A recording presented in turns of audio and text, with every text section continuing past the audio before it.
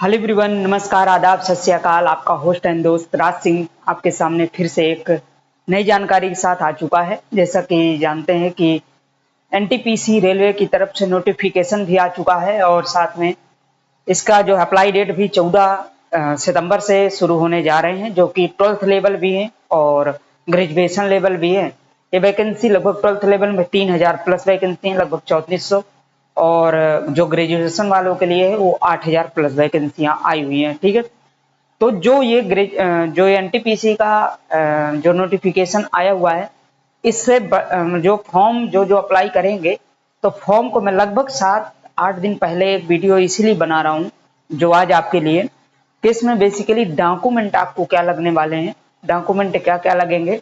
जो कैंडिडेट बनवाए नहीं हैं वो अपना बनवा लेंगे, और साथ में इसमें जो भी आपके हो सकता है कुछ मिस्टेक्स होंगी आधार कार्ड वगैरह, जैसे नेम मिस्टेक्स होता है या कुछ ऐसे, कुछ अगर डॉक्यूमेंट में कोई ऐसे कंडीशन है तो आप उसको सुधरवा लेंगे, क्योंकि अभी 7 दिन का मौका है। तो ये सेशन जो मैं आज आपको बताने वाला हूँ, इसमें डॉक्यूमेंट क्या क्या लगेंगे, आप किस प्रकार से अप्लाई करेंगे और क्या क्या उसमें सावधानियां बरती जाएंगी। क्योंकि अब देखा जाता है कि अगर थोड़ा सा मिस्टेक हो गई तो रेलवे हो, एसएससी हो या बैंक हो, थोड़ा सा अगर मिस्टेक हुई आपकी सिग्नेचर से लेकर फोटो से लेकर, या जो कोई भी एप्लीकेशन फॉर्म में मिस्टेक किए तो आपका फॉर्म रिजेक्ट हो जाता है।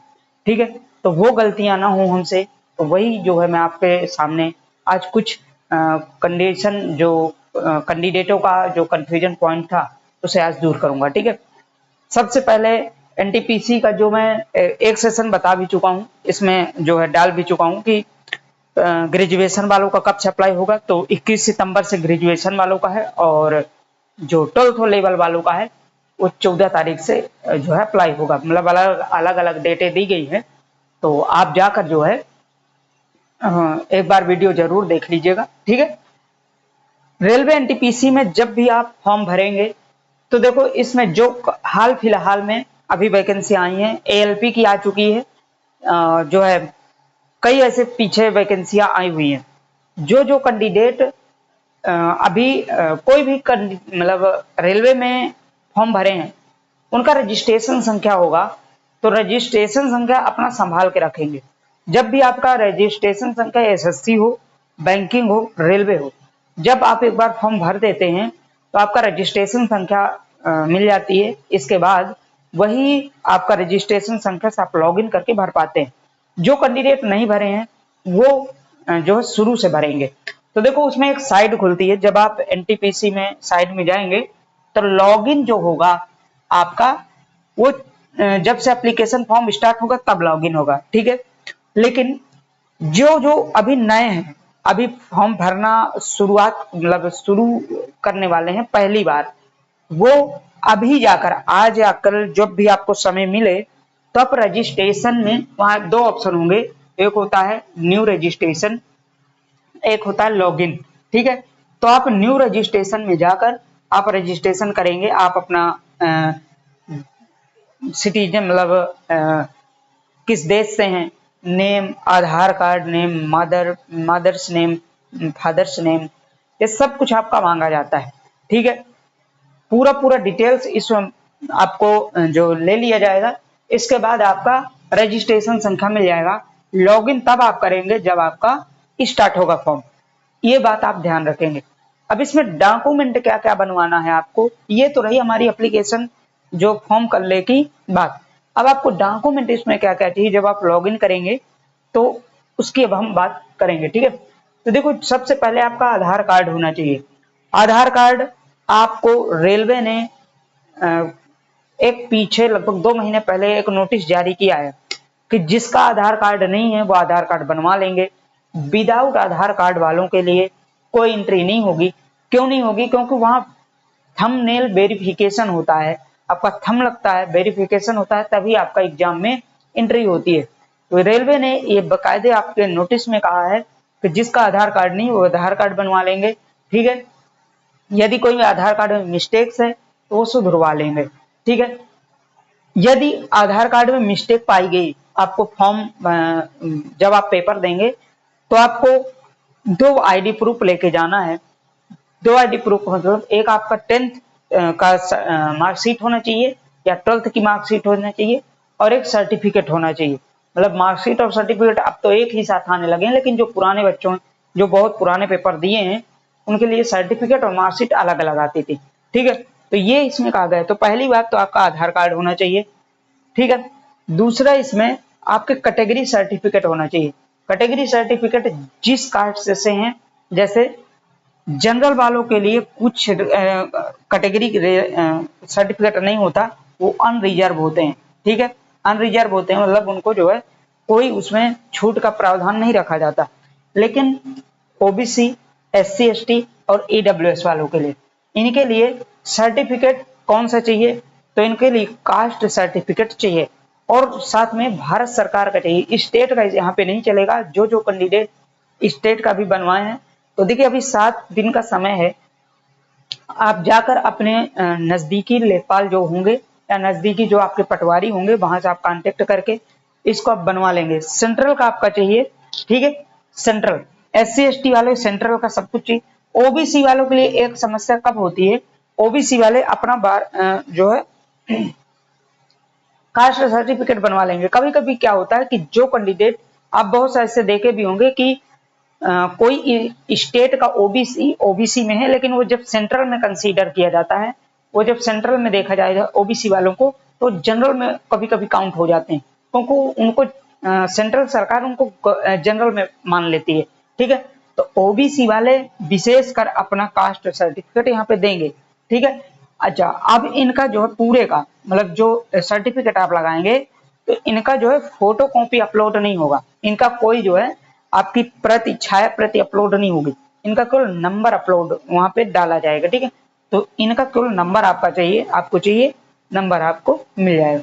ठीक है, ईडब्ल्यूएस वालों, ईडब्ल्यूएस क्या होता है? तो ईडब्ल्यूएस के लिए अलग अलग जो है वर्ष के लिए इनकी जो है परिवर्तन होता रहता है। मतलब ईडब्ल्यूएस वो होते हैं जैसे creamy layer, non creamy layer, जैसे ओबीसी और जनरल के जो बीच में आते हैं उनको ईडब्ल्यूएस बोलते हैं। मतलब इनका हर वर्ष बदलता रहता है, तो ओबीसी वाले भी अपना सर्टिफिकेट बनवा लेंगे सेंट्रल का। ठीक है, अब इनमें बहुत से कैंडिडेटों को क्वेश्चन होगा कि कितने साल इनका पुराना सर्टिफिकेट होना चाहिए। तो यदि आपका सर्टिफिकेट 3 साल पुराना है, ठीक है, तो आप नया उसमें अप्लाई जरूर कर दीजिएगा, नया इसमें डालिएगा। 3 साल पुराना मत डालिएगा, क्योंकि हर वर्ष कुछ ना कुछ बदलाव आते रहते हैं कास्ट सर्टिफिकेट में। ठीक है, ओके। इसके बाद आता है एक्ट अप्रेंटिस।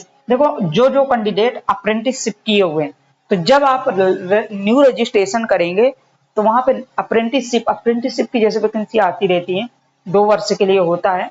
तो जो कैंडिडेट अप्रेंटिस किए हैं वो अप्रेंटिस में भी इसमें जो है रजिस्ट्रेशन करते समय अपना डाल देंगे। ठीक है, अप्रेंटिसशिप नंबर होता है वो यहाँ पे मांगा जाता है। इसके बाद आपका चाहिए आपको बैंक डिटेल्स। बैंक जिसका भी खाता नहीं खुला है या खुलवाए नहीं है, वो बैंक अकाउंट अपना जरूर आप एक बैंक में जाकर अपना अकाउंट खुलवा लेंगे। यहाँ पे क्या है कि रेलवे पैसा वापस करने का तरीका रखती है। जैसे अभी 500 रुपए जनरल ओबीसी ईडब्ल्यूएस के लिए फीस है, एप्लीकेशन फीस। वहां पे जब आप सीबीटी 1 पेपर होता है, सीबीटी 2 होता है, जब सीबीटी 1 दे लेते हैं आप, तो आपके लिए फीस रिफंडेबल होती है। मतलब 400 रुपए ओबीसी जनरल और ईडब्ल्यूएस के लिए 400 रुपए वापस होता है, एससी एसटी के लिए 250 लगती है और फीमेल के लिए 250, तो इनका पूरा पूरा वापस हो जाता है। तो आपको बैंक डिटेल्स भी भरना पड़ता है, ये आप बैंक अकाउंट भी एक खुलवा लेंगे। ठीक है, ये रही तीसरी बात। अब आते हैं 10th और 12th और ग्रेजुएशन।